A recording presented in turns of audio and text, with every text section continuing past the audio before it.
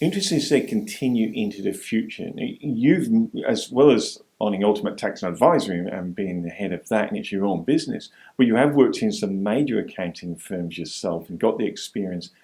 How complex does it become in these family businesses? You're talking about carrying on in the future for succession planning. How important is that to be discussed with an accountant now, especially with an upturn in the market coming? Yes. How important is that, and when should they really start discussing it? Before any of that happens, really, because it's with business, you have to look at your short-term goals, but the ultimate goal is your end plan, so your succession plan. Yes. And that's what's mum and dad doing. What are the kids going to? Are they going to buy into the business? Or they not buying potentially? Yeah. Mum and dad may want cash. But, a lot of the times it's just inherited. You're just going to take over. And they get a residual. Then mum and dad might have a residual income coming in. Yeah, I suppose it's different for everyone. It is different for everyone, but with that, it's more, what structure have you got right now? Is that the best situation for when the two kids take on? Yes. So we look at let's look at potentially changing structures right now to make the most beneficial tax-wise, beneficial for succession planning, for future directors and shareholders. Because depending on how big the business goes, you may want to have third-party investors, third-party directors. Or do the kids and mum and dad just want to keep it family owned only? So that's always a discussion that needs to be had before any major family life issues come into play. Now I've got to ask you, there's a couple of curly questions, but it's a good show. The upturn is coming, and for someone like myself, I've built several businesses, and I kind of build them in the downturn. And people say, when should you start a business? And I go, build it in the downturn because you can make it successful then. When the upturn comes, it's going to be really successful and you can sell it. So this one I won't sell, I absolutely love it. But in other businesses that I've been in, I've looked at that. Now, there must be a lot of business owners maybe tired, they've been in it long enough, they've been waiting for the retirement, the upturn's coming. What are some of the points now they really need to look at if they're going to start preparing a business for sale? Can accountants help them start doing the paperwork so it's attractive to a buyer? Most definitely. One thing I like to look at is, how is the business going in the downturn? Are you profitable? Are you just getting by with paying yourself a wage? Or are you paying yourself a decent wage, but let's say the company is not profitable? So effectively you're buying a wage. Yes. So what industry are you in? Let's have a look at the trends of what's happened in the past, of when it's been up and down, and just see what's happened in your particular industry. So this is where I like to get very specific with each individual client. There's no cookie cutter operation here. It's all individualized. It's all specific. Yes. But what I like to look at is, how can you maximize your systems now to ensure that when there is an economic upturn and you are hiring more staff, you are getting a bigger premises, you're getting more and more equipment, that everything's all systemized with when you grow to I guess, complement the increase in revenue and ensure that you are getting a wage in your pocket and the company or business is profitable. It's interesting you talk about you do your research, and we know this that you do. You did a show, and I encourage people to watch it, and you were showing which types of businesses are attractive and which aren't. That's right. And there was a really curly one, very interesting one, and I think it was the cafe one that runs 7 days a week, no one interested, but a 5 day a week in the city, the 9 to 5, booming.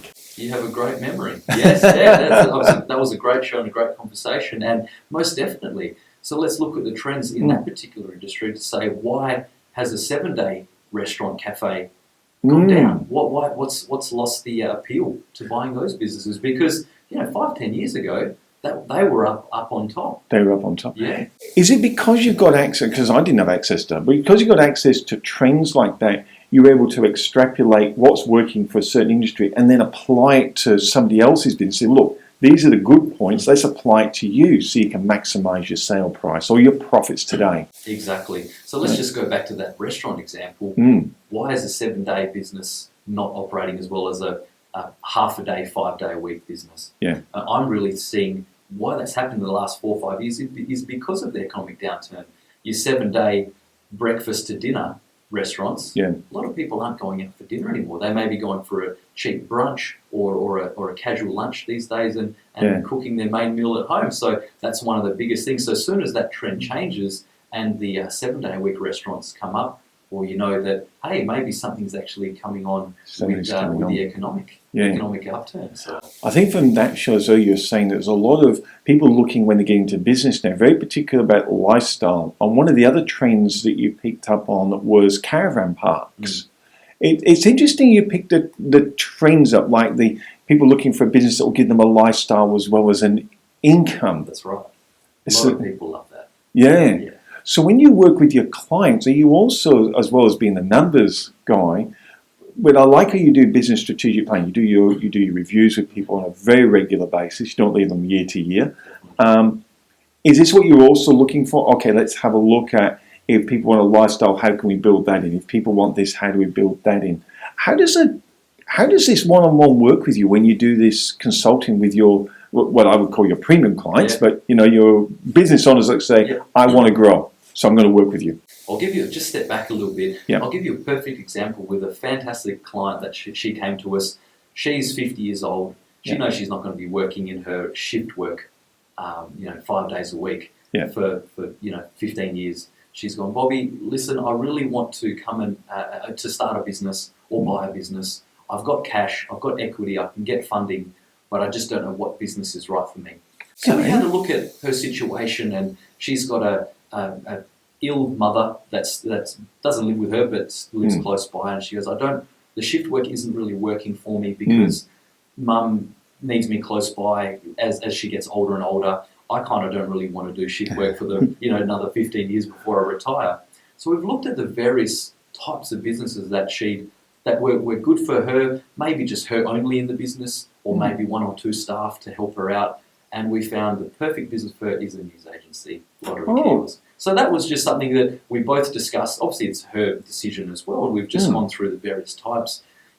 She had the idea of a small little cafe, and I was like, well, do you really want to get up at 4 a.m. every day and prepare meals and potentially serve thousands of customers a day? You never know how busy your shop is going to be. She's like, you know what, I don't really want to wake up that early. So we found that the perfect niche for her is that news agency Lottery Kiosk. And she said, that's a fantastic idea. Yes. So that's one of the things where I look at your personal situation. Like I said, no cookie cutter. No cookie cutter in advice here. It's all personalised. It's all individualised. And to ensure that whatever venture you want to start or want to take over is going to be the best for your succession. So we're looking at, what are, say, 2 or 3 of the main points you get people to look at in their structure?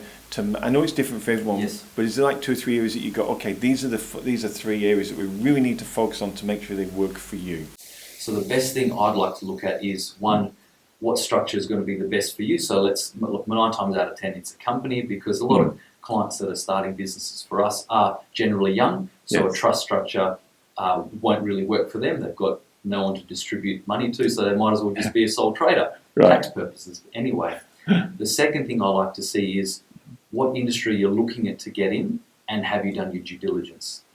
So have you done the market research? Have you seen what your demographic's going to be? Have you seen the trends that's happened in the last few years with that particular industry, to ensure that, I'm more than happy to set the business up for you and ensure that it's going to, good for us, because we get a little bit of coin to start off with. And you may be a client of ours, but we actually want you to be a client of ours for years and years.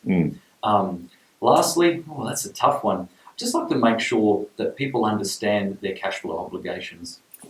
That's a good one. Yeah, because there's a lot of times when people start a business coming from paid employment, they haven't had the stresses of looking for clients. They haven't had stresses of negotiating with suppliers or finding premises. So they're just going to this with a whole new, fresh set of eyes. So that's one of the biggest things that I like to say to them, and use us as an example. Same situation, only been employed prior to starting this business. Yes, we've made mistakes, but we've learned fast from them. And that's the main thing, then that's cash flow was one of the biggest things we learned fast from. So they're the top 3 things I'd like to talk about. Yeah.